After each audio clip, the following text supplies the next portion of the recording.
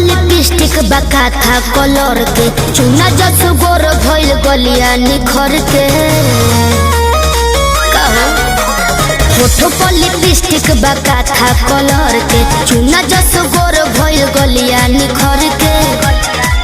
तोहर साबा विचार आवा हो जाना पर मौका मिली त चुकब ना सुना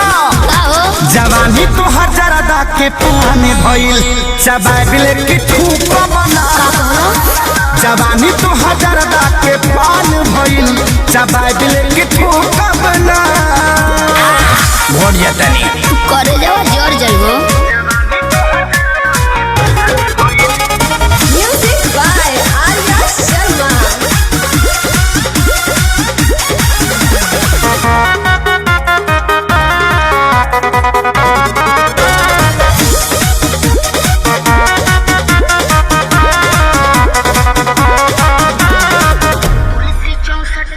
तुलसी 64 की मामी ये राजा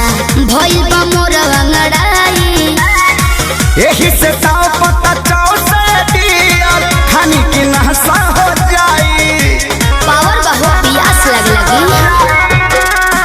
तुलसी 64 की मामी ये राजा भइल बा मोर अंगड़ाई यही से ताव पता चाव से दिया खानी की नहसा हो जाई तू करो न फील मन भइल बगिल पानी डलबा त सुख बना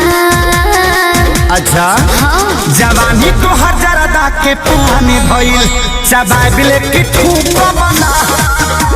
जवानी तो हजारदा के पानी भइल चबाइल के ठूक बना मछिया के गिर जाइबो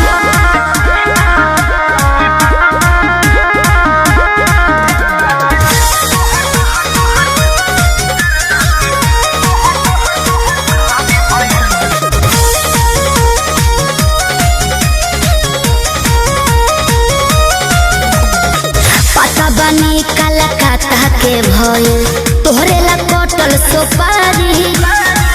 इहे बकारम करी उठी सुती पारन आदत लगवल खेसारी ज्यादा हो बाबू जियान हो जाइबो पता बनी कलकत्ता के भइल तोहरे ला कटल सोपारी इहे बकारम करी उठी सुती पारन आदत लगवल खेसारी रोज आंसू विवेक खाई चाहे देख लाइन दी है करू कबो ना जवानी तो हजारदा के पानी भइल चबाइल के ठूक बना जवानी तो हजारदा के पानी भइल चबाइल के ठूक बना